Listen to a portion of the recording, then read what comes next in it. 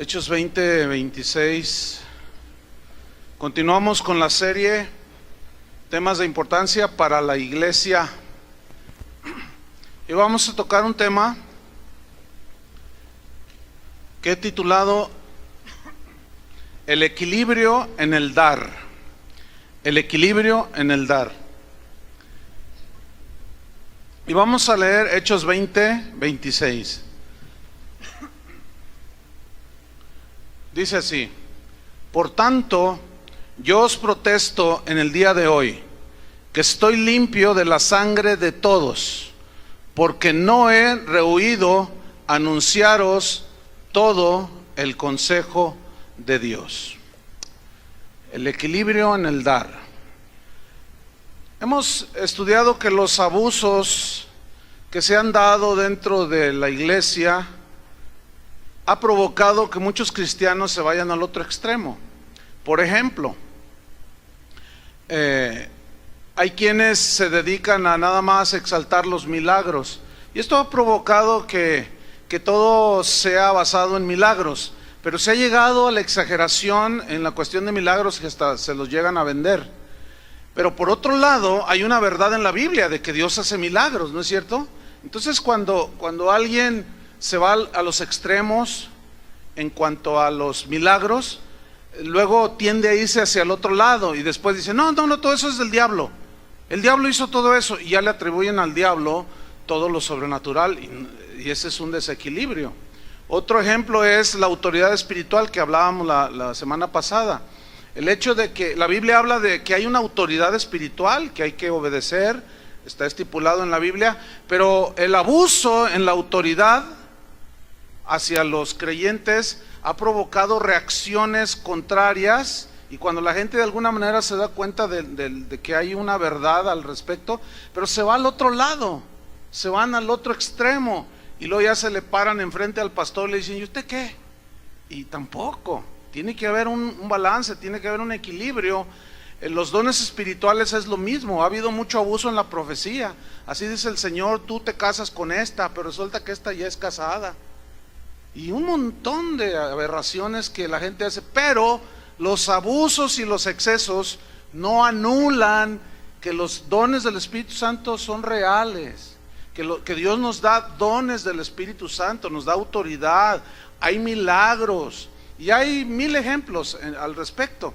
Entonces los abusos de algunos no anulan que las verdades que mencionan las Escrituras, y esto es lo que nosotros debemos de tratar de encontrar, que es un equilibrio, la verdad en su equilibrio, para no irnos a ninguno de los extremos. Si nosotros observamos bien, nos damos cuenta que Dios en la creación plasmó un equilibrio asombroso, maravilloso, diría yo. Por ejemplo, observamos la naturaleza y la fauna, la flora, de lo que está constituido la naturaleza, hay un equilibrio tan maravilloso, tan perfecto, para que la misma naturaleza funcione en ese equilibrio. Pero desgraciadamente llegamos los seres humanos, metemos la mano y todo se desequilibra, empezamos a contaminar, empezamos a hacer muchas cosas y desequilibramos precisamente el equilibrio que la naturaleza tiene. Si vemos así a grosso modo el cosmos, nos damos cuenta de los científicos dicen que el universo, el cosmos funciona como si fuera un reloj, con una exactitud impresionante. ¿Sabe usted por qué en la Tierra es el único planeta en el mundo, en el universo, que se generó la vida? Porque está en la posición exacta, con el equilibrio exacto de luz, calor, etcétera, y eso Dios lo hizo con un equilibrio realmente asombroso. En la física, las leyes de la física que pues el Señor estableció, por ejemplo la ley de gravedad, que Isaac Newton después le puso descubrió, porque ya estaba. Imagínense si no existiera la ley de gravedad, que es una atracción del centro de la Tierra que hace que nosotros estemos sólidos y firmes en el suelo, ¿verdad? Imagínense todos volando. Imagínense aquellos señores que no saben dónde anda el marido, ahora si volaran, imagínense dónde andarían, ¿no? Denle gracias a Dios. Y eso habla de un equilibrio, un balance. Nosotros caminamos con un equilibrio. Ustedes saben que cuando un oído se afecta, pierdes el equilibrio, ¿no es cierto? Entonces son dos tímpanos, los dos tienen que funcionar para que haya un equilibrio. En la música ni se diga, armonía, melodía y ritmo, los tres elementos básicos esenciales de la música. Cuando hay una exageración en algunos de ellos, el concepto de música no es completo. Por ejemplo, la música esa que le llaman heavy metal, o que nomás se oye puro, es puro ritmo, no hay melodía, armonías una que otra, pero no, la música más bella sigue siendo la música clásica en cuanto al concepto de la música, porque reúne estos tres elementos y hay un equilibrio entre la armonía, la melodía y el ritmo, y eso da un equilibrio. Entonces vemos que por todos lados el equilibrio es un principio que Dios estableció. Bueno, nosotros como cristianos debemos buscar el equilibrio espiritual en todo lo que tiene que ver con la vida espiritual. Por eso Pablo, el apóstol, dijo: no he rehusado anunciarles todo el consejo de Dios. Yo no les escondí nada, se los expliqué detalladamente.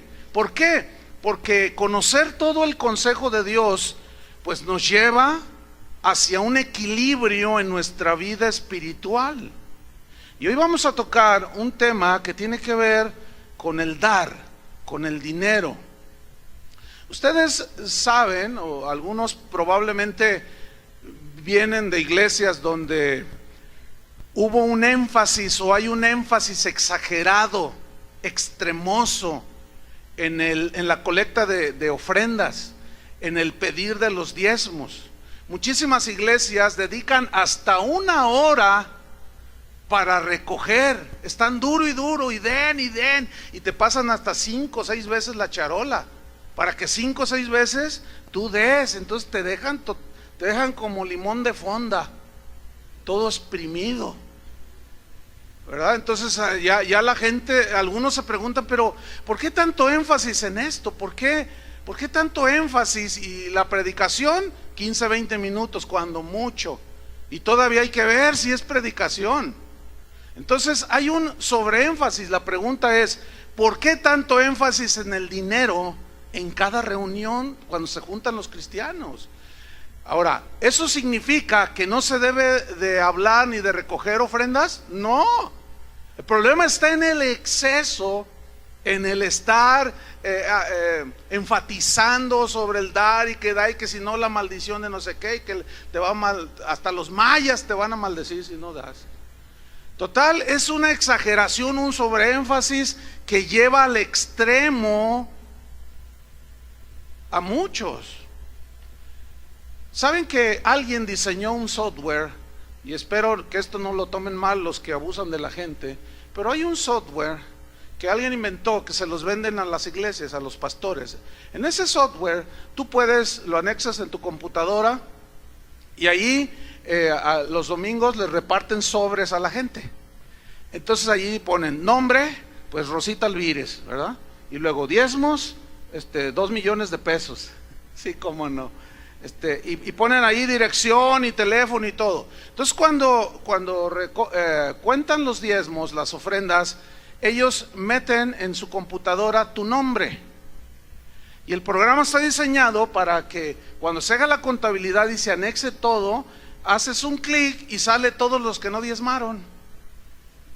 Entonces te traen aquí, y resulta que el lunes alguien va y te visita a tu casa y ay, hermano, ¿qué anda haciendo? No, pues vine por el diezmo, ayer no depositaste tu diezmo. ¿Saben que hay pastores que así tienen un ministerio que va y cobra los diezmos? Exagerado, exageradísimo. Porque la pregunta es: si hay ese sobreénfasis en el dinero y tan preocupado está el pastor porque algunos no diezman, ¿por qué el lunes también no van con ese mismo énfasis y deseo de ver cómo está la cosa, de ir y preguntar a la señora, a la esposa: ¿te trata bien tu marido? ¿Caminan en santidad? No, ¿quién hace eso? Ninguno. Pero ¿por qué sí con el dinero? Eso lo único que habla es que hay un desequilibrio. Puede ser avaricia, puede ser una codicia de los pastores que codician las cosas de la gente, y por eso los tienen totalmente fiscalizados, si se entiende esa palabra, ¿no?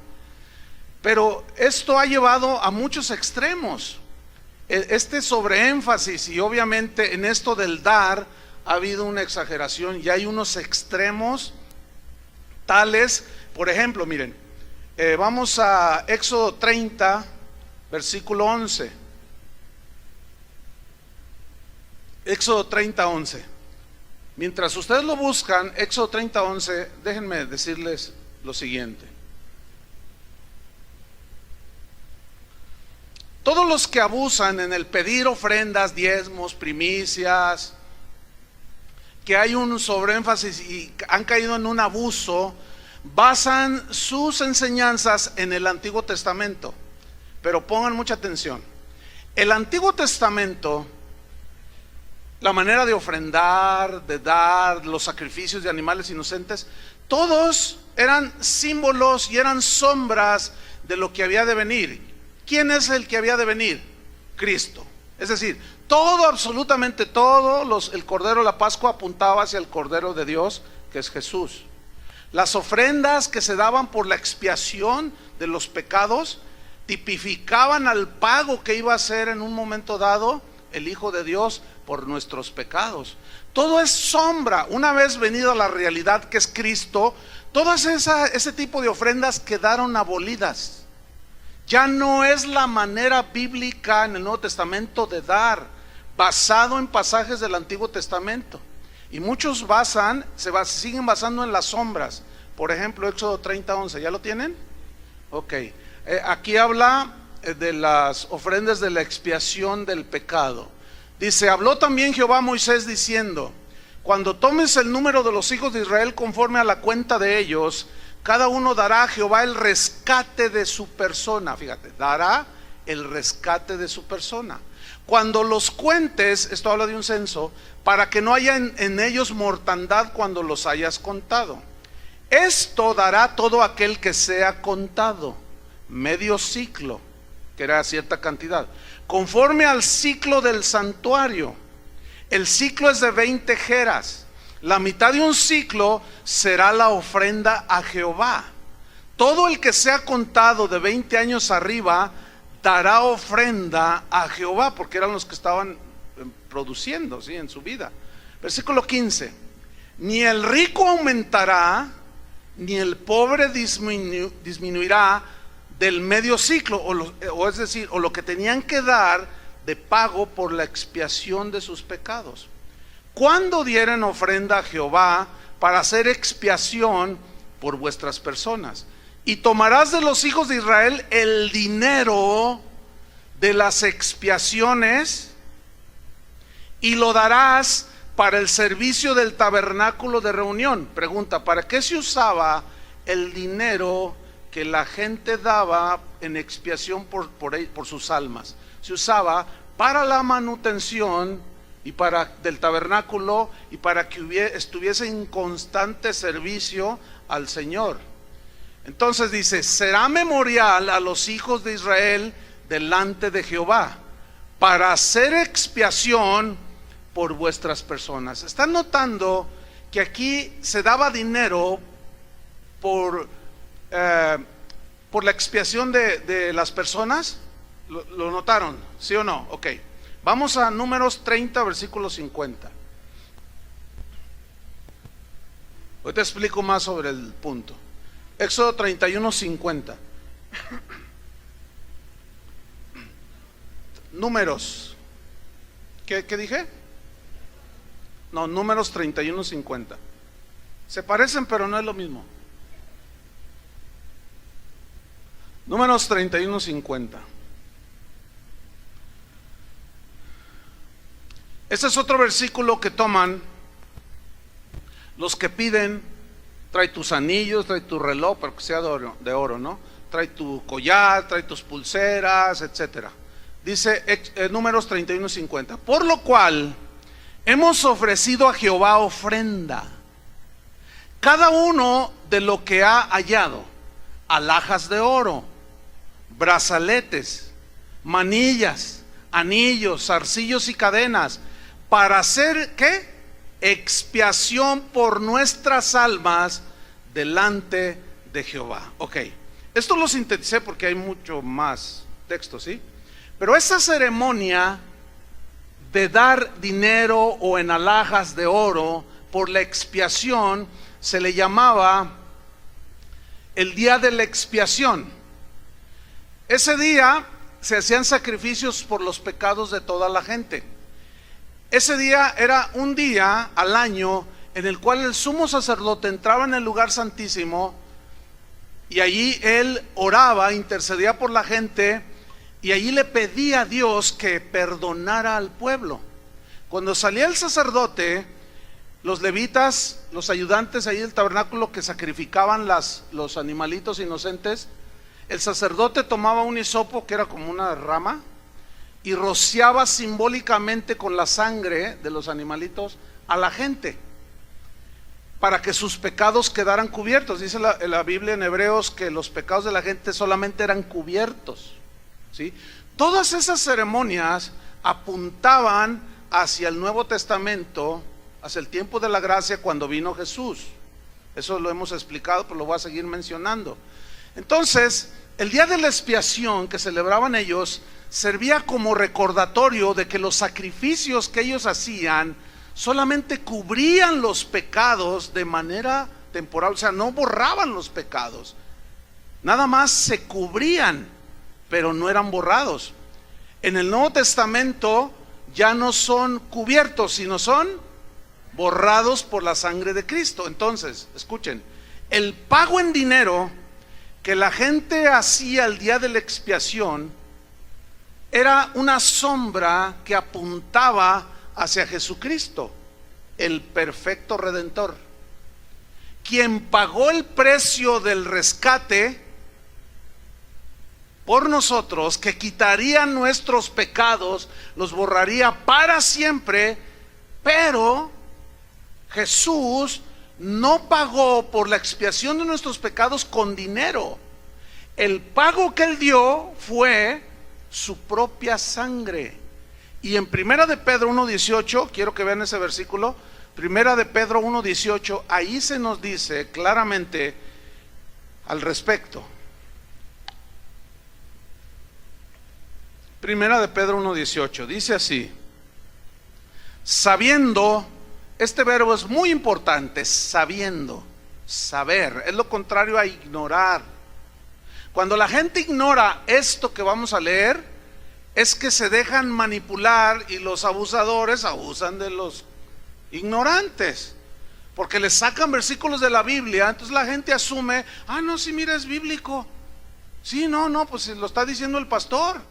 Pero escuche, sabiendo, dice Pedro.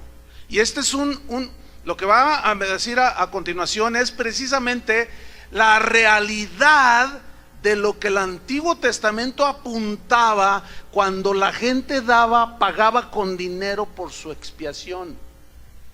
¿Listos para leer? Sabiendo que fuisteis rescatados. La palabra rescatados es la misma palabra en hebreo, en griego, que se traduce por redención. Y redención significa pagar dinero por un rescate. Y esto era alusivo al mercado de esclavos, como lo hemos explicado en otras ocasiones, que se usaba en aquel tiempo, que la gente iba y compraba y pagaba el rescate. Entonces decían, ya te redimí, significa ya pagué el precio por tu libertad. Eso significa redención, pagar un precio por la libertad de un esclavo. Entonces, ¿en qué sentido Cristo pagó el precio por nuestra libertad? O mejor dicho, Cristo pagó el precio por nuestra libertad del pecado, y por eso decimos, Cristo nos redimió, pagó un precio. Pero ese precio no era oro, no era plata. La sombra del Antiguo Testamento apuntaba al pago perfecto, que era lo que sigue aquí. Sabiendo que fuisteis rescatados de vuestra vana manera de vivir, o sea, tu vida pecaminosa, la cual recibisteis de vuestros padres. Pero este pago, refiriéndose al pago, dice: no con cosas corruptibles, como oro o plata. Es decir, el pago de la redención, de la expiación, ya no fue con oro ni plata. ¿Están entendiendo? Ok. ¿Qué fue el pago? Versículo 19: sino con la sangre preciosa de Cristo, como de un cordero. Ahí está, el cordero que tipificaba ya el cordero de la Pascua, que apuntaba hacia el cordero de Dios, que es Jesucristo. Como de un cordero sin mancha y sin contaminación. Ok, entonces y por lo tanto, esa práctica de decir: trae una ofrenda para que Dios te bendiga, trae una ofrenda para que esto, ya no tiene vigencia, hermanos. ¿Por qué? Porque en aquel tiempo se pagaba, repito, por la expiación, pero como Cristo ya pagó, entonces ya todo ese tipo de ofrendas quedaron abolidas. Ya no hay más ofrenda por el pecado. Jesús dijo, hablando de un rico que amontonaba, dijo, ¿qué acaso dará rescate por su alma? O sea, ¿pagará por su salvación? Bueno, antes simbólicamente se pagaba. Digo simbólicamente porque nadie podía pagar su salvación. Pero acuérdense de esto: lo del Antiguo Testamento era una sombra que apuntaba hacia la realidad que es Cristo. Bueno, el ignorar esta verdad ha provocado excesos que llevan al extremo, como por ejemplo de pedir dinero cuando se ora por los enfermos. Y eso es una aberración. ¿Por qué? Les voy a explicar por qué. Porque está la reunión cristiana ahí, entonces traen a alguien que ora por la gente. Entonces dicen: ¿cuántos quieren un milagro? Pues todo el mundo quiere un milagro, ¿no?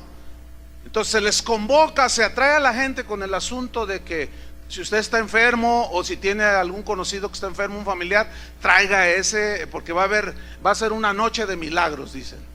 Entonces ya está la gente allí que necesita un milagro de Dios.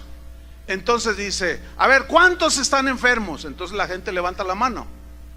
Entonces dicen: por ejemplo, ¿usted qué tiene? Y dice la señora: tengo cáncer. Ok, ¿quiere que Dios haga un milagro? Dice: claro. ¿Y usted qué tiene? No, pues yo tengo cirrosis hepática, qué sé yo. ¿Quieren un milagro? Sí, ok. ¿Cuánto le costaría a usted pagar en un hospital por el tratamiento de cáncer? No, pues mínimo unos $10,000, por poner una cantidad, que es carísimo, usted sabe, ¿no? Entonces, fíjate cómo lo manejan, y aquí está el abuso de la ignorancia. Entonces le dicen: ok, usted le iba a dar $10,000 al médico. Ahora, ¿quiere que Dios haga el milagro con usted? La mujer dice: sí, traiga esos $10,000 a la casa del Señor, y yo voy a orar para que la sane del cáncer. Eso es un abuso, hermanos. ¿Por qué?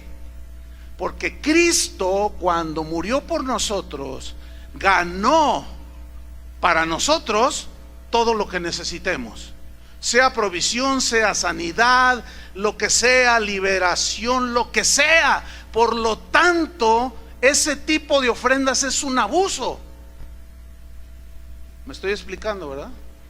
Otros se sacaron de la manga pactar con Dios por prosperidad. O sea, pacta con Dios. Tú pacta con Dios, vamos a hacer un pacto con Dios para que nos bendiga todo este año.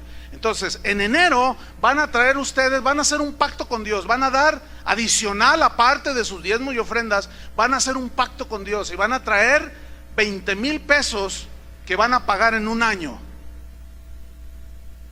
Porque al pactar con Dios, tú estás asegurando que Dios te va a devolver 10 veces más tus 20,000 pesos. Error, abuso. Pero déjame decirle una cosa: los que abusan de eso tienen su culpa, pero de los que abusan también no son inocentes, ¿eh? ¿Por qué? Porque ahí está la Biblia. Ahí está la Biblia. Y no pueden argumentar: es que a mí me engañaron. Bueno, eso es lo que decía Pablo. Yo no he rehusado, yo no he escondido decirles todo el consejo de Dios. Por eso estoy limpio de la sangre de todos ustedes. De manera que si los engañan, si se desvían, yo no tengo nada que ver aquí, porque yo ya les expliqué de qué se trata el cristianismo. Y Pablo habló del dar también. Así es que nadie puede decir, es que yo no sabía y me engañaron. Bueno, si te engañaron, abusaron de ti y los abusadores se enriquecieron. Pero el colmo, hermanos, últimamente ha estado en auge una manera tan vergonzosa de sacarle el dinero a la gente que dicen, hermanos, ¿cuántos están endeudados? Ahora vamos a hacerlo un poco práctico. Aquí está el predicador que quiere sacar el dinero, ¿no? Entonces dice, ¿cuántos tienen deudas, hermanos? A ver, ¿cuántos están endeudados? Levanten su mano, los que están endeudados. Ok, entonces estamos practicando. Yo sé que hay un montón de endeudados.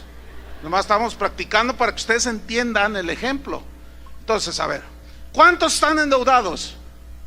Por ejemplo, ¿cuánto debes tú? 50,000 pesos, ok. ¿Quieres ser libre de la deuda?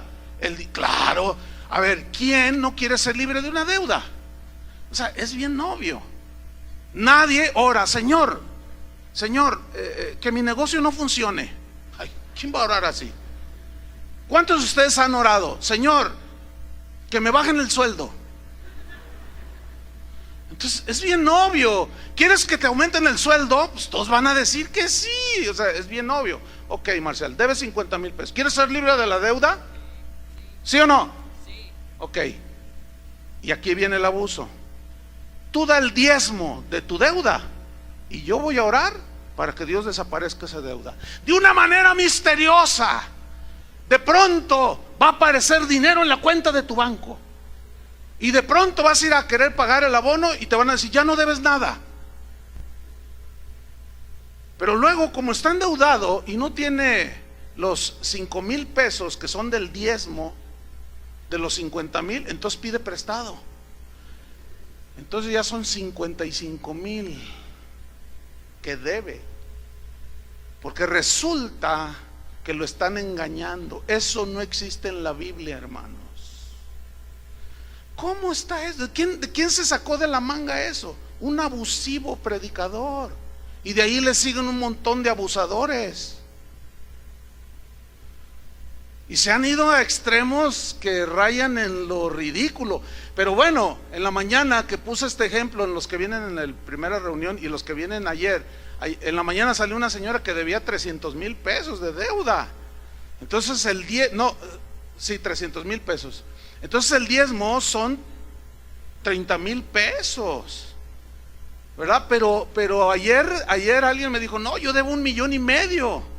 Entonces son 150,000 pesos que tenía que pactar para que Dios le disolviera la deuda. Puros abusos, hermano. Puros abusos. Ahora, aquí viene el punto. El exceso en el abuso de pedirle dinero a la gente y de sacarle a como dé lugar, inventando malabares y quien cuanta cosa con tal de sacarle a la gente el dinero. Este abuso ha provocado que muchos al pasar el tiempo se den cuenta de que los estafaron, de que los robaron, que les dijeron, tú da ese diezmo y Dios te va a dar 10 veces más. Y no solo no te sucedió, te endeudaste más y quedaste peor. Entonces en el momento en que tú vas y reclamas, oiga pastor, yo pacté y está peor la cosa, es que no tienes fe. No, espérame, entonces ya no es un pacto. Porque el pacto es, yo cumplí ya con darte, ahora Dios cumple con darme, ¿no? Entonces ya no es asunto de fe, sino de que Dios cumple el pacto. Entonces el que queda mal ahí es Dios, porque no cumplió. ¿Y quién se enriqueció? Los abusivos. ¿Está entendiendo, no? No, yo sé que esto lo van a oír los abusivos y van a chillar como, ¿para qué digo? Ya saben ustedes. ¿Por qué? Porque se les está descubriendo, ¿sí? Se les está descubriendo porque Dios quiere que tengamos un equilibrio. Pero el desequilibrio viene cuando algunos que se han sentido abusados, alguno de ustedes fue abusado por un tipo de estos predicadores. Levante su mano. Miren, ahí hay un buen número, ¿sí? Y de seguro no son, bueno, han de venir de una iglesia donde se predicó eso. Ok. El punto es este, que al ser abusados, luego y darse cuenta, se van al otro lado y después ya no dan nada. Porque dicen, no, yo sigo al Señor, pero yo ya no voy a dar, porque lo único que hacen es enriquecerse, ¿sí? Entonces comienzan a medio estudiar o a estudiar la Biblia y de pronto leen Gálatas 3:13, este tipo de personas. Gálatas 3:13, que dice: Cristo nos redimió de la maldición de la ley. Dicen, ay, Cristo nos redimió de la maldición, o sea, nos rescató de la maldición de la ley. Ahora, cuando leen este versículo, muchos lo interpretan como que ya no debemos de dar nada. Así lo interpretan. ¿Por qué? Porque Cristo ya nos redimió de la maldición de la ley y el diezmo es de la ley, dicen. Por lo tanto, ya no debemos de dar. Anda circulando por ahí un correo que alguien manda a los cristianos y el correo se titula La maldición de dar el diezmo. Hazme favor. Pero ¿qué significa que Cristo nos redimió de la maldición de la ley? Bueno, debo decirles que es un versículo desgraciadamente interpretado de una manera pésima, pero pésima, propia de un ignorante de lo que significa lo que hizo Cristo en la cruz. ¿Qué significa que Cristo nos redimió de la maldición de la ley? Significa que la ley demandaba que nosotros debíamos de guardarla para agradar a Dios, pero resulta que la misma Biblia dice que no hay un ser humano que pueda cumplir la ley. Por lo tanto, era imposible que ningún ser humano cumpliera la ley. ¿Por qué? Porque nuestra naturaleza humana, con la tendencia al pecado, nos tenía esclavizado al pecado. Pablo decía, yo no sabía que codiciar era malo hasta que la ley no me dijo, no codiciarás. Hasta entonces me di cuenta que era malo codiciar. Por lo tanto, la ley tenía que cumplir un propósito. ¿Cuál era? Mostrar que no había uno solo que podía obedecer la ley de Dios y obtener su salvación. No había uno solo.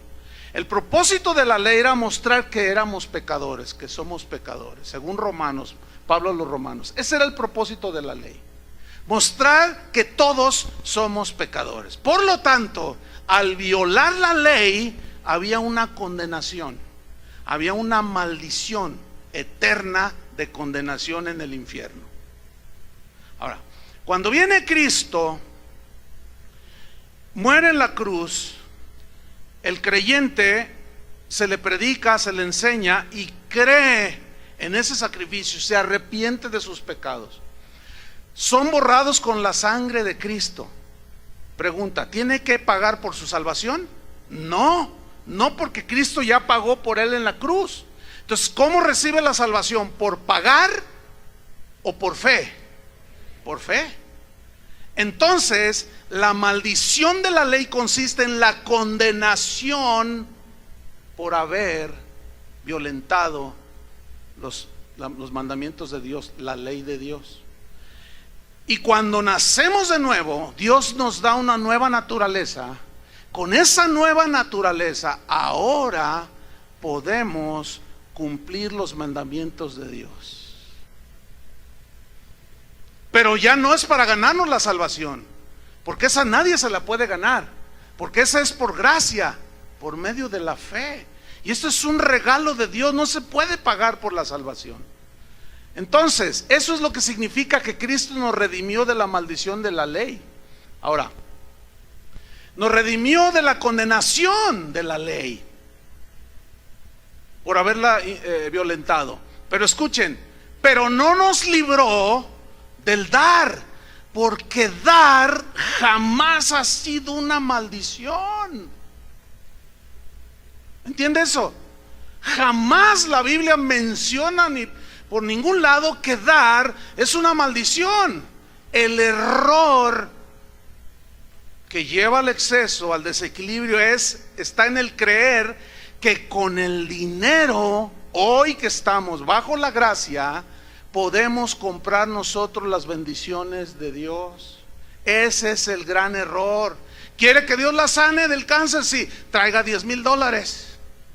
Ese es el error, ¿entienden? Ahora, Pablo, en el mismo capítulo 20 que leímos al principio, donde dijo, no he rehusado enseñarles todo el consejo de Dios, en ese mismo capítulo, pero en el versículo 35, Pablo dice, debemos de recordar las palabras del Señor Jesús, que dijo, más bienaventurado es, díganlo fuerte, más bienaventurado es. Entonces, ¿de cuándo acá? ¿Cómo entienden esos que dicen que Cristo nos redimió de la maldición de la ley? Y dar el diezmo es una maldición. ¿Dónde tienen la cabeza esos? ¿Dónde tienen su entendimiento esa gente? Dar jamás ha sido una maldición. Al contrario, Dios es generoso y Dios da. ¿Cuántos son hijos de Dios? Debemos de ser como Dios, generosos en el dar. El problema está en el abuso, hermanos. Entonces, abusaron de muchos, se empiezan a dar cuenta y se van al otro extremo. Y luego leen un versículo como ese, aislado de los demás textos de la Biblia, y dice, no, es que diezmar es de la ley y es una maldición, y Dios me libró de la maldición del dar. En otras palabras, ¿no? Pero a los que creen eso, de que diezmar pues es una maldición y porque es de la ley, yo les voy a hacer una pregunta. La pregunta es esta: si tú no diezmas, es porque dices que es de la ley, ¿sí? Según tu entendimiento hasta ahorita.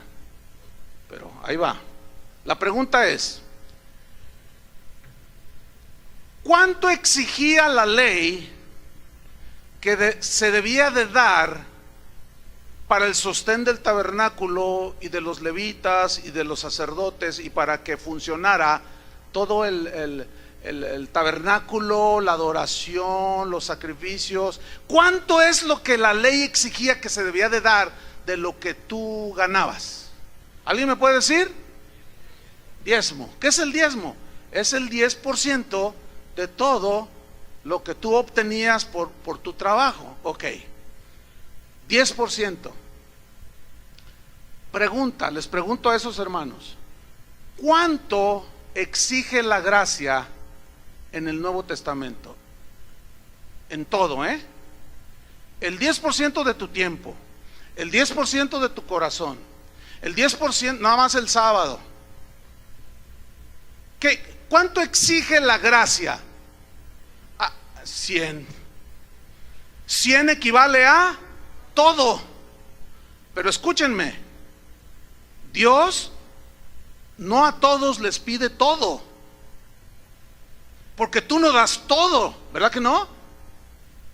Bueno, algunos no dan nada, pero los que dan tampoco das todo. O sea, tú no recibes tu quincena y vienes y lo depositas en el ofrendero, ¿verdad que no? No. Pero entonces, ¿cómo es eso? Si la ley exigía nada más 10%, entonces la gracia exige todo. Entonces, como yo les digo a estos hermanos que argumentan esto, como tú estás bajo la gracia, entonces se supone que porque estás bajo la gracia y no bajo la ley, tú das muchísimo más que el diezmo, ¿no? Porque la ley exigía el diezmo en cuestión de dinero, pero la gracia, y también en otras cosas, la ley decía, guardarás el sábado, solo era un día a la semana donde no harás nada, y lo dedicarás a Jehová tu Dios. Pero en el Nuevo Testamento, en el tiempo de la gracia, todos los días son para Él, ¿sí o no? Todo. Cuando Cristo murió en la cruz no se entregó 10%, se entregó todo.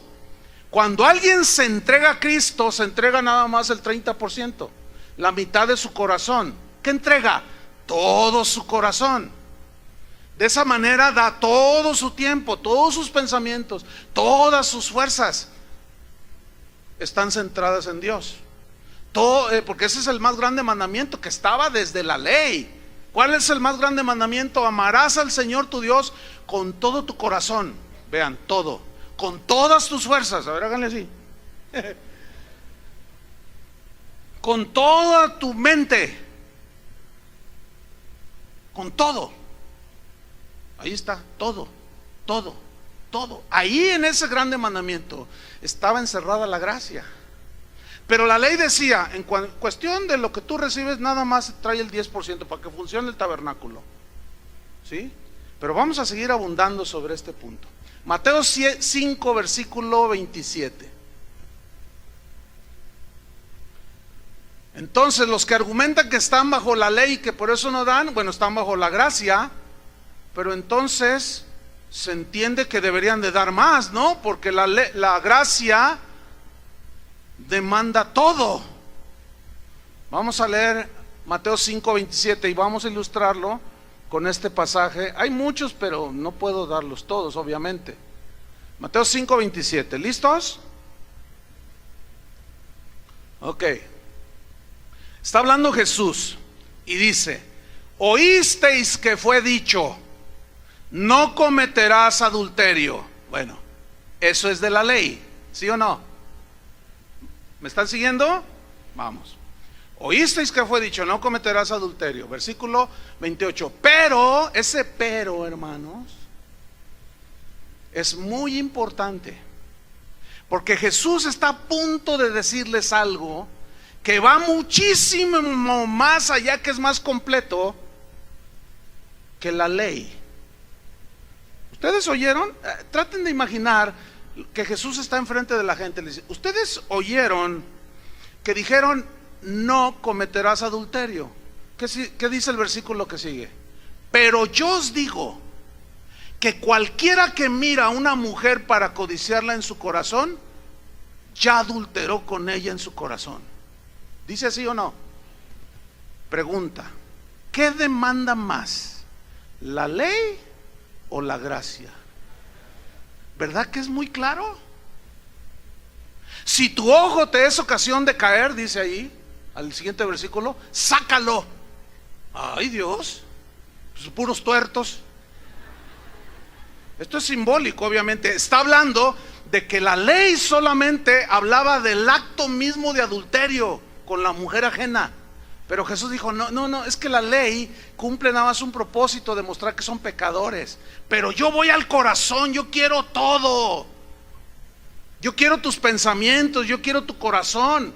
Por lo tanto, si tu corazón hay eso, tú ya cometiste adulterio. Ay, Dios. Entonces hay que volvernos a la gracia, ¿no? Digo, a la ley. Porque la gracia te exige todo. Porque la gracia te dio todo. ¿Sí o no? Por lo tanto, tenemos que dar todo. Estoy hablando de toda nuestra vida, ¿eh? Ahora bien, si Jesús no le hubiera dicho a los discípulos, les dijo: miren, si vuestra justicia no fuere mayor que la de los escribas. ¿A qué justicia se refería? A la justificación que le iba a hacer en la cruz del Calvario.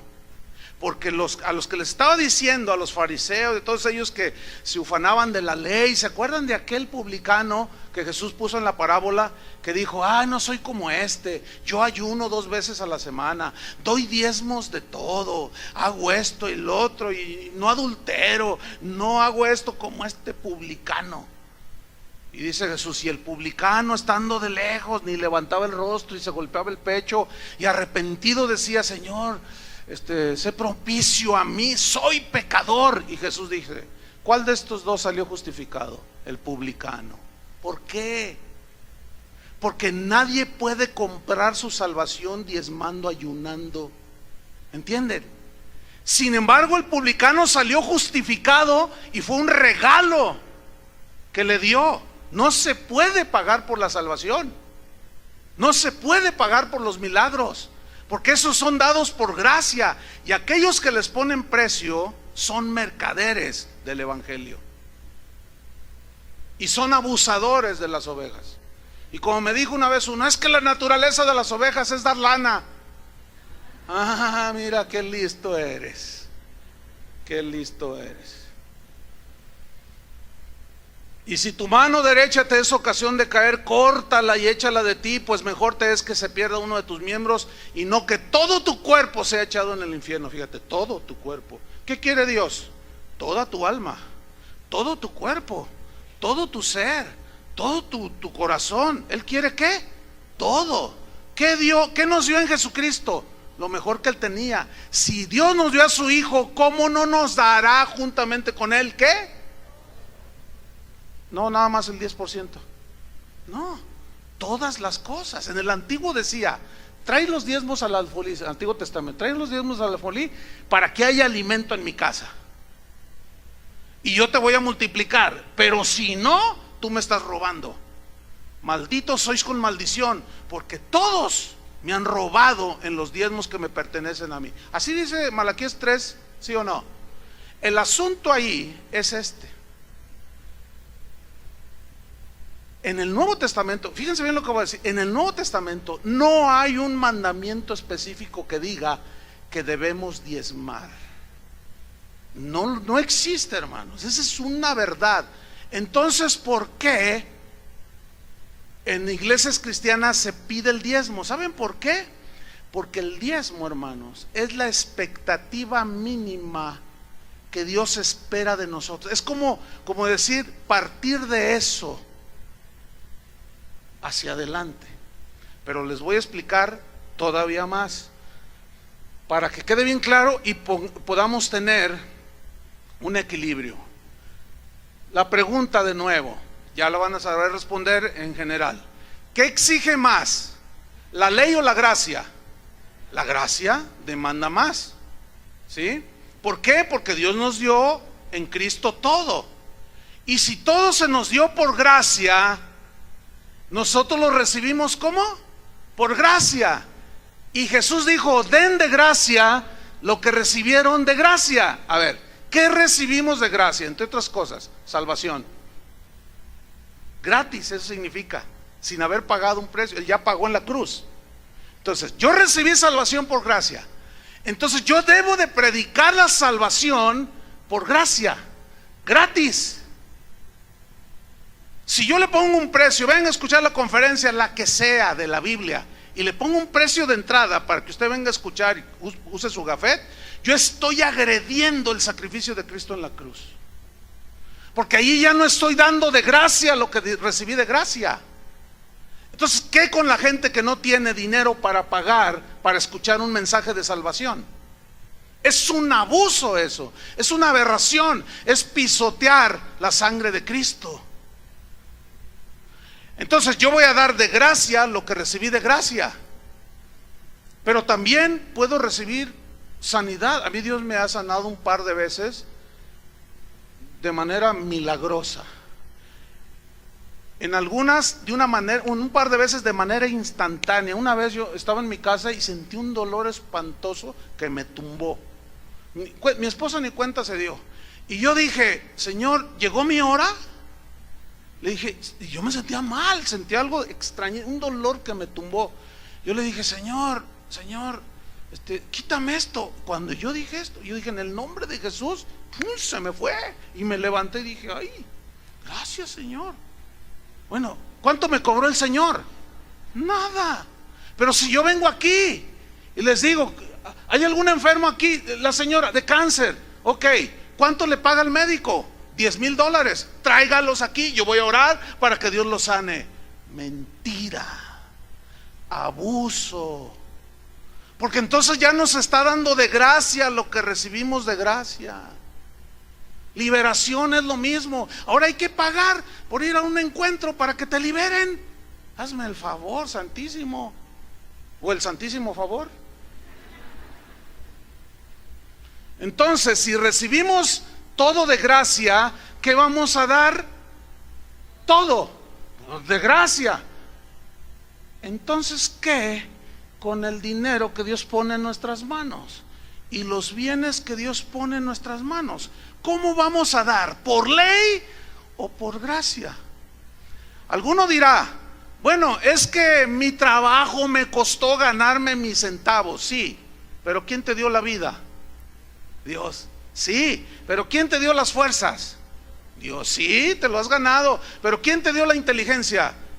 ¿Y quién te dio el intelecto? ¿Y quién te dio el tiempo? ¿Y quién te dio el carro que tienes para ir a trabajar? ¿Y quién te dio para pagar el microbús para ir a tu trabajo? Dios, Dios, Dios, Dios. Entonces lo que Dios te pone en la mano también es por gracia, ¿sí o no? Para que te mantengas. Pero entonces, si todo nos es dado por gracia, ¿por qué el dinero se evade de la gracia? A ver, no, es todo. Entonces, lo que Dios pone en mi mano, en tus manos, cuando damos, tiene que ser dado no por ley, sino por gracia. Espero me esté explicando, ¿sí? O sea, yo oro por un enfermo, pero no le voy a cobrar.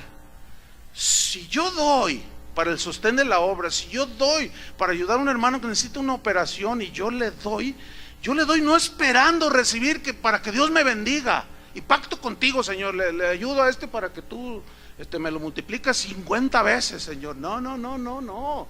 No, porque yo lo que tengo, Dios me lo dio por gracia. Entonces yo voy a dar, ¿cómo vamos a dar? Por gracia. Entonces, dando bajo la gracia. Primera de Corintios 16:1. Entonces, ¿cómo llegar a un equilibrio? Hacia allá vamos, en el dar. Porque unos les quitaron todo y después ya no dan nada y están en la misma situación, en el extremo. Primera de Corintios 16:1. Déjeme darle algo del contexto. La persecución a los cristianos en Jerusalén había provocado pobreza. ¿Por qué? Por obvias razones. A los cristianos los persiguieron y cerraban sus negocios. Ellos tenían que huir y quebraban sus negocios, los expulsaban de sus trabajos. No les querían vender en las tiendas de víveres, no les vendían por ser cristianos. La cosa realmente estaba fea. Y entonces los cristianos en Jerusalén entraron en pobreza extrema. Y Pablo, a donde iba, les hablaba de ayudar a los hermanos que estaban en esa necesidad. Miren 1 Corintios 16:1. Dice así: en cuanto a la ofrenda para los santos, o sea, para los que estaban en necesidad, haced vosotros también de la manera que ordené a las iglesias de Galacia. Fíjate, que ordené a las iglesias de Galacia. ¿Qué ordenó? Esto ordenó, versículo 2. Cada primer día de la semana. ¿Cuándo es el primer día de la semana? El domingo. No se duerma porque eso está interesante, ¿eh? Y luego sale con que pues yo no entendí, entonces sigo en la ley.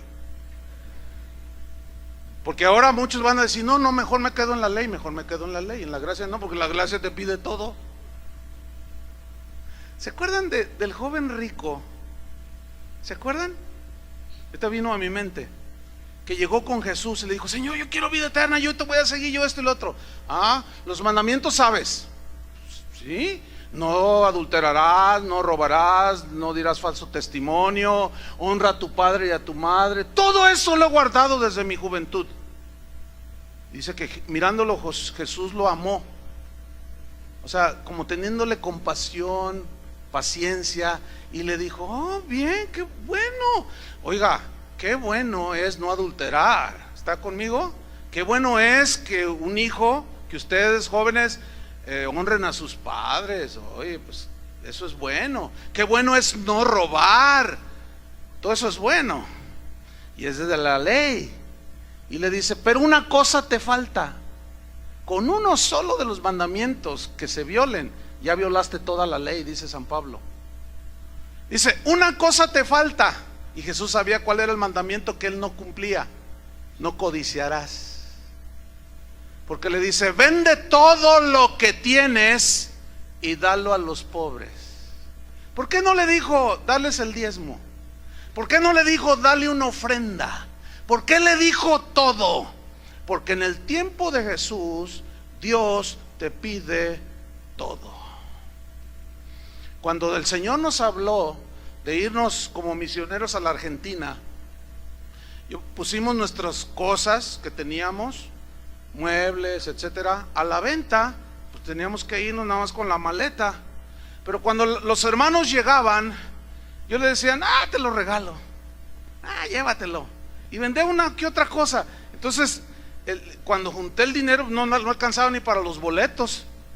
Pero Dios puso en mi corazón regalarlo. De pronto mi esposa me dijo, oye, ¿cómo le vamos a hacer? Le dijo, pues no sé, pero... Y luego ya llegaban otros hermanos, llévatelo, decía mi esposa, llévate eso también. Total, regalamos el 70% de las cosas. Ni para un boleto nos ajustaba. Pero dimos todo, nos quedamos sin nada. Entonces fui a una convención para pastores. Y era grande la convención, pero apartaron a los pastores para una conferencia especial. Y éramos como 300 pastores. Entonces el orador, antes de empezar, dijo, hermanos, me acabo de enterar que el hermano Chuy se nos va de misionero a la Argentina. Y todos aplaudieron. Y dice, sí, aplaudan, sí. Dice, pero ¿saben una cosa? Irse de misionero cuesta. Y a mí Dios me puso en mi corazón que le levantemos una ofrenda ahorita al pastor, porque no es fácil irse, y vamos a apoyarlo. Y todos dijeron amén. Bueno, aquí está la primera ofrenda, trae el ofrendero. Y el predicador dijo, aquí está, y puso algo ahí, vengan todos. Y los pastores pasaron y ofrendaron y dieron. Cuando me entregaron el dinero eran $25,000, ya traducidos en dólares. Fueron y los cambiaron y me los dieron. Yo me asusté. Dije, no, Señor, te urge que me vaya, ¿verdad? Pero escúcheme, fíjese, nosotros no dimos todo. Yo estaba dispuesto a dar todo, pero no fue todo, fue como un 60-70%. Pero el Señor me dio todo. No sé si me estoy explicando, Y aquel joven le dijo, si quieres seguirme, deja todo y sígueme. No, cuando hay que seguir a Jesús, no dice él, su exigencia es que dejemos todo. Si amas padre o madre más que a mí, no eres digno de mí. Todo o nada. Y la ley no decía eso. La ley decía, nada más el sábado adórame, nada más dame el 10% de lo que te llega para vivir, nada más haz un sacrificio una vez al año y vas a recordar tus pecados, y vas a hacer esta fiesta de los tabernáculos, y vas a hacer esto, y vas a hacer lo otro, y vas a hacer aquello. Pero era incompleto hasta que llegó Cristo. Ahora seguimos leyendo aquí en 1 Corintios 16:2. Cada primer día de la semana, de domingo, fíjate lo que dice, cada uno de vosotros, fíjate, hay que subrayar esa frase, cada uno de vosotros. O sea, tú, yo, tú, también los que están durmiendo, tú. No le hagan que al rato van a decir con que me habló Juan Diego, ¿verdad? Y me dijo que nada. Cada uno, ¿qué dice ahí? Cada uno de vosotros, ¿qué hagan? ¿Qué dice? Ponga aparte algo. ¿Qué significa ponga aparte algo? Ponga aparte algo de dinero. Dice, según haya ¿qué? Prosperado. Es decir, fíjate lo que en el Nuevo Testamento se habla del dar bajo la gracia. Es según hayas prosperado. Si no recibiste nada, ¿cómo vas a dar? ¿Me explico? Si tu negocio apenas salió para lo más indispensable y se mantenga otros meses allí, entre que si vive o se muere el negocio, si no recibes ganancia, ¿cómo vas a dar? Bueno, los que abusan te dicen, bueno, ya estás endeudado, ¿cuánto vale tu negocio? $1,000,000, trae el 10% y yo voy a orar para que Dios rescate tu negocio. Abuso, mentiras. ¿Dónde está eso? Pablo dice claramente, cada uno aparte según haya prosperado, guardándolo. ¿Por qué dice guardándolo? Porque algunos se lo gastan. O sea, guárdenlo, eso es específico. Dice, para que cuando yo llegue no se recojan entonces ofrendas. Nada de que otra vez pásale el ofrendero y oye, estuvo bueno otra vez. Hay iglesias que hasta 5 veces te pasan la charola. Y ya ahí sí, ya muchos se hacen los dormidos. Versículo 3: y cuando haya llegado a quienes hubieran designado por carta, a estos enviaré para que lleven vuestro donativo a Jerusalén. O sea, eso tenía que ser canalizado para lo que se pidió. Segunda de Corintios capítulo 9 versículo 5. Segunda de Corintios 9, 5. Pongan mucha atención. Dice así: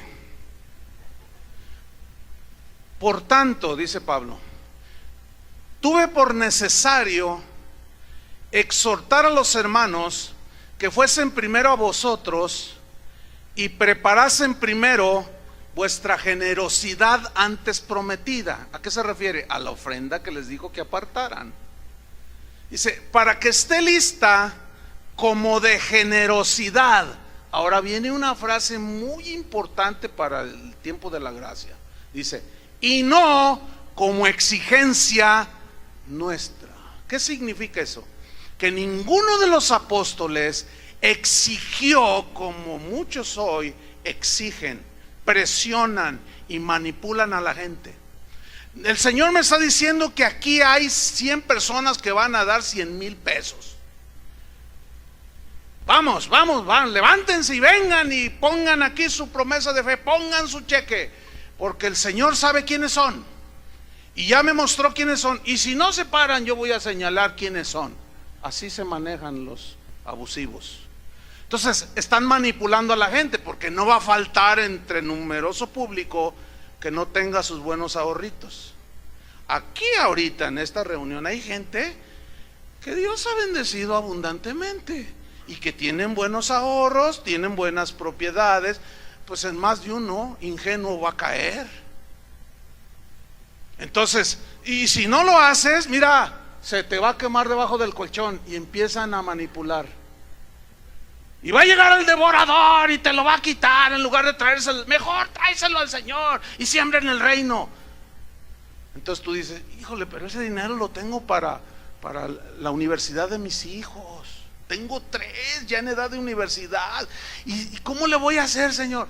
Entonces está ahí luchando y el otro te está manipulando desde el micrófono y te está diciendo, dalo, si no yo te voy a señalar, y si no, la maldición va a venir sobre ti, maldito tu dinero. No, pobre gente, porque entonces le están exigiendo algo que Dios no le está exigiendo, hermanos. Porque ya es la manipulación del hombre. Ese predicador, esos que hacen eso, no están dejando que la gracia obre en el cristiano. De eso voy a hablar los últimos 10 minutos. Entonces dice, no como exigencia nuestra. No hay una exigencia en la Biblia. El ministro de Dios no debe de estar exigiendo a la gente, y mucho menos estarlo manipulando para que den, y mucho menos con mentiras, y mucho menos con versículos sacados del contexto que ya no tienen aplicación en los tiempos de la gracia. Versículo 6.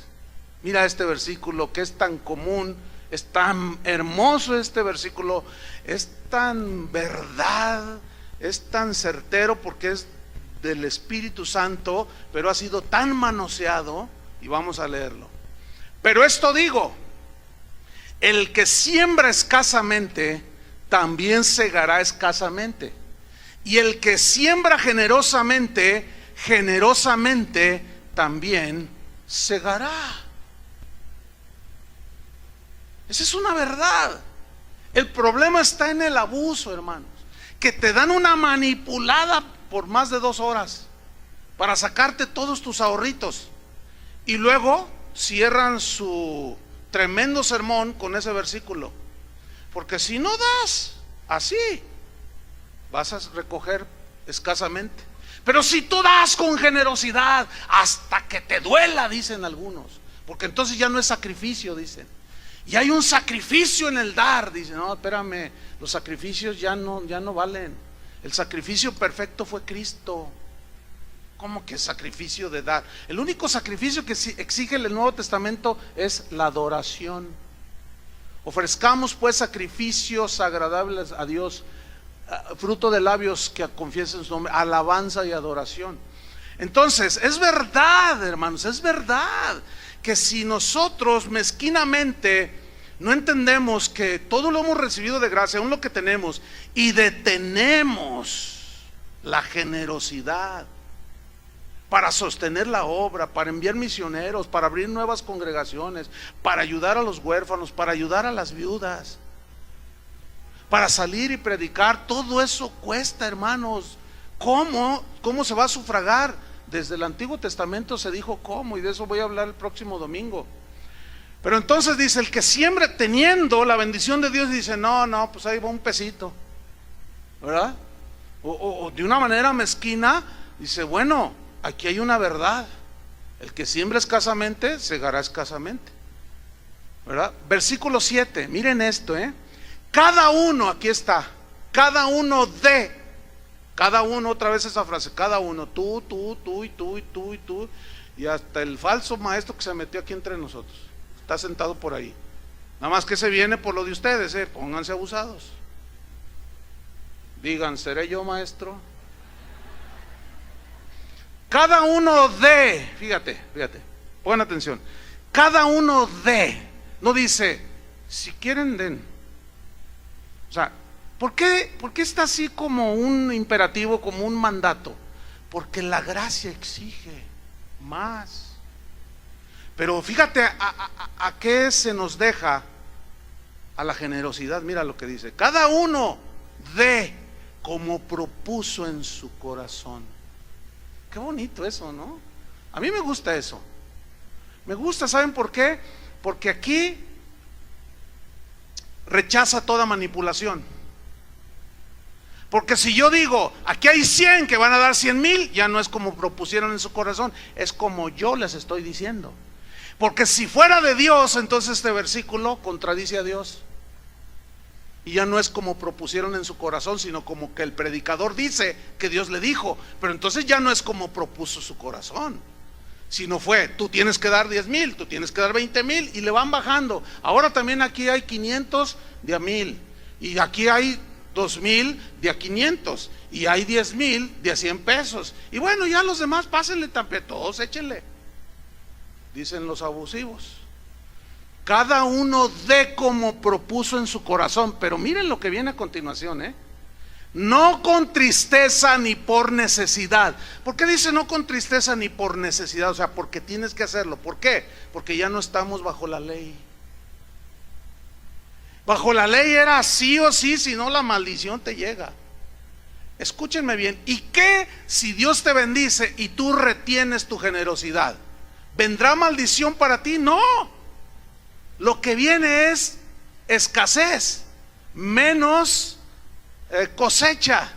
Pero esto no es maldición, hermano, eso es una consecuencia de tu desobediencia y de tu falta de generosidad. Pero como maldición no, hermanos. Cristo nos redimió de la maldición, ¿entienden? Pero las desobediencias traen consecuencias. Espero estén entendiendo. Entonces dice, no den así, de esa manera, no, ni por tristeza ni por necesidad, porque no es así. Porque Dios ama. ¿A quién ama Dios? Al dador alegre. Esta frase también ha sido muy manipulada. Te bajan todo, te bajan los 100,000, te bajan los 10,000, los $70 al mes, así dice. Te bajan todo. Y luego terminan y cierran con broche de oro, porque Dios ama al dador alegre. Y el asunto es que la gente no lo da muy alegremente, porque están endeudados y deben $500,000 y tienen que darle el 10% para que Dios les cancele la deuda. No están muy contentos, yo se los aseguro. No falta el que dirá, no, yo sí, con toda alegría. Bueno, esos con toda alegría, nos vemos en un año. Nos vemos en 2 años, en 3 años, a ver si se les canceló su deuda. El problema con esto es que cuando ya se dan cuenta, muchos apostatan y dejan y se van, según ellos, fraudeados por el Señor, pero no fue el Señor, fue tu corazón y el abusivo aquel. Versículo 8, perdón. Y poderoso es Dios para hacer que abunde en vosotros, ¿qué? ¿Qué significa toda gracia? Fíjate, poderoso es Dios para que abunde en vosotros toda gracia. La gracia de predicar por gracia el evangelio, la gracia de dar por gracia una oración por un enfermo, la gracia de predicar por gracia la salvación, pero la gracia de dar con generosidad. Porque si ustedes se fijan, este texto de abundancia de gracia, el contexto es de dar. ¿Sí o no? ¿Sí o no? Quiero que me contesten, porque parece así, cuando no contestan digo, es que a lo mejor, o dos cosas, no me están creyendo o no están entendiendo, y a mí me interesa saber cualquiera de las dos. Si no crees, pues ni modo, pues yo qué voy a hacer, o no.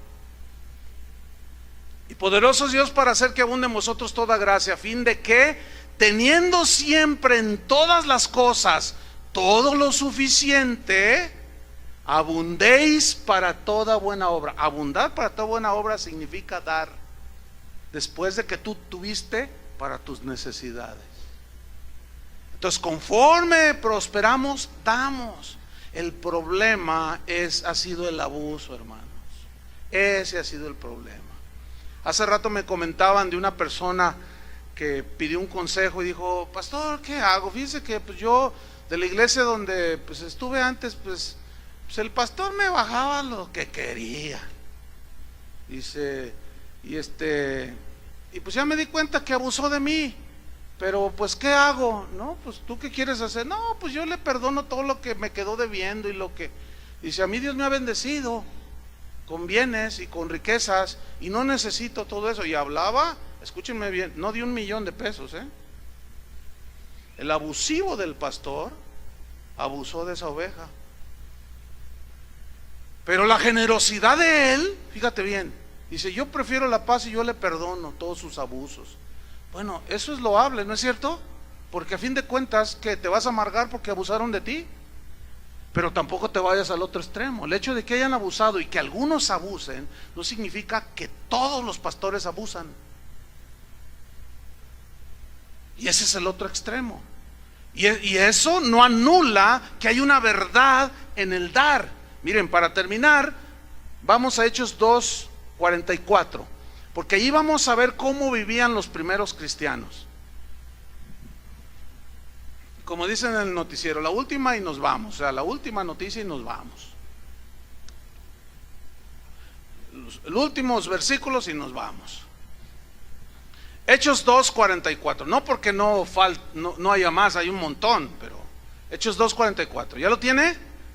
Vamos a ver cómo vivían los primeros cristianos. Dice así: todos los que habían creído estaban juntos y tenían en común todas las cosas. Versículo 45. Y vendían sus propiedades y sus bienes y lo repartían a todos según la necesidad de cada uno. Fíjate, vendían sus propiedades y sus bienes. Observación muy importante: no hay un mandato específico a que ellos debían de vender sus propiedades y sus bienes. No existe autorización divina para que nosotros los pastores digamos públicamente, manipulando y diciendo: hermanos, hay una necesidad, tenemos esto. Algunos de ustedes tienen casas, tienen carros, véndanlos y traigan el dinero. Prohibido. Eso le compete al Espíritu Santo. Decirle a cada cristiano, al que él quiera, porque se supone que lo que tenemos es de él, ¿no? Y que él nos lo puede pedir cuando quiera, porque la gracia nos dio todo, la gracia nos exige todo. Y que cuando él tenga bien pedirnos todo, nosotros ahí estamos dispuestos. Pero no hay un mandamiento. Y esto desgraciadamente, estos versículos han sido mal usados y se ha abusado de la gente. Y esto es lo triste y doloroso, porque dicen: ya ven, es bíblico, dicen, vender propiedades. A ver, ¿quién tiene más de 2 casas aquí? Levante su mano. Y muchos se la piensan, ¿verdad? Y están así, con la ley de la gravedad, ¿verdad? Hacia abajo.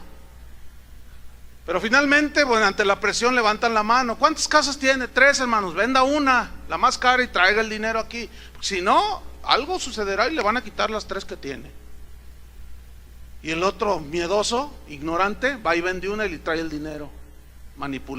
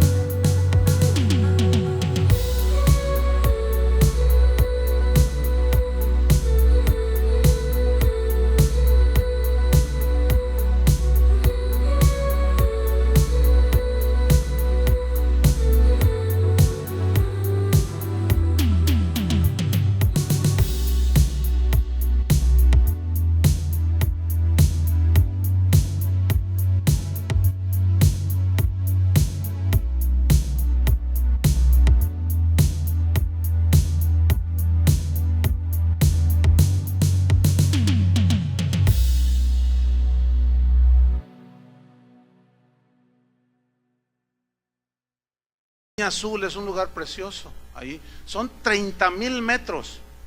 Y ese me lo dio a mí, me lo dejó.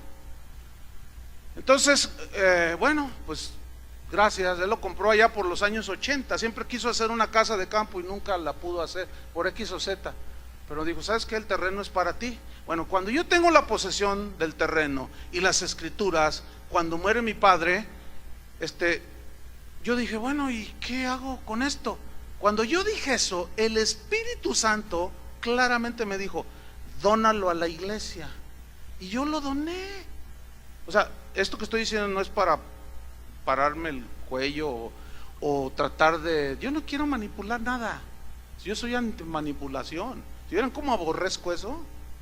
Pero les estoy diciendo cómo opera la gracia. Ahora, ese terreno vale varios millones de pesos, cuesta como 150 pesos el metro. Multiplíquele, vale una buena cantidad. Y con eso se puede hacer muchas cositas. Y a lo mejor alguna cosita, un antojito que uno tenga por ahí. Pero ¿saben qué? Ni siquiera el Espíritu Santo claramente.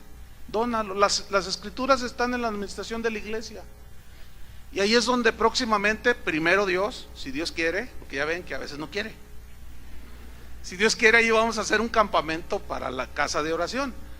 Pero ese terreno lo doné. Bueno, yo podía decir, ese era patrimonio, era una heredad que mi padre me dejó.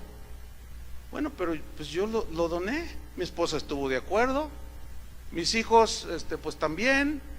Y bueno, ahí está.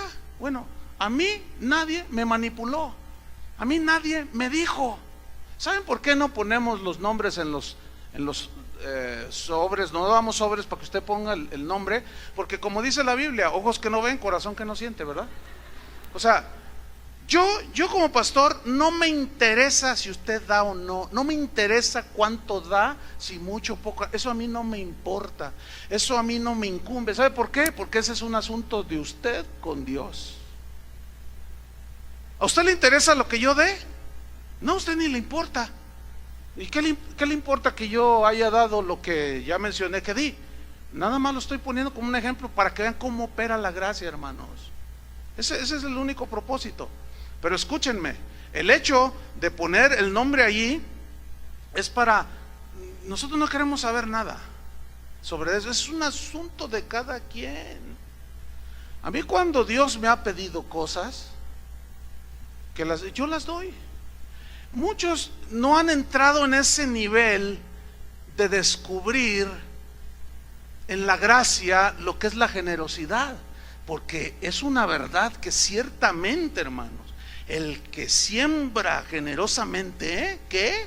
Generosamente también segará. Esa es una verdad, hermanos, que es a donde Dios quiere que entres en ese nivel, pero no con tristeza, no con manipulaciones, no con abusos, sino que tú entiendas que la gracia es la que te va a impulsar. ¿Entienden? ¿Saben qué sucedió para terminar en el capítulo 5 de Hechos? Después de esto, de este mover tan tremendo en la primera iglesia. Pero había un hombre llamado Ananías con Zafira su mujer, que vendieron una propiedad y trajeron el precio a los pies de Pedro. Y Pedro lo vio y dijo: en tanto vendisteis esa heredad, dice, en tanto. Ananías, ¿por qué permitiste que Satanás llenara tu corazón? ¿Por qué permitiste y mentisteis al Espíritu Santo? Y en ese momento cayó fulminado, se cayó muerto. Vino el juicio de Dios sobre Ananías y después sobre Zafira su mujer. Pregunta: ¿por qué fue Dios tan drástico? Escúchenme bien. ¿Saben por qué fue tan drástico Dios? Porque era un mover tan santo, tan limpio, de que la gente estaba tan llena de gracia que eran generosos. Y llegó uno que por avaricia, codicia y mentira quiso aparentar que él era muy generoso. Dijo: voy a vender esta heredad que todo el mundo sabe que yo tengo, pero le voy a sacar. Y vino el juicio, hermanos. ¿Qué significa? A fin de cuentas, que Dios aborrece la avaricia, hermanos.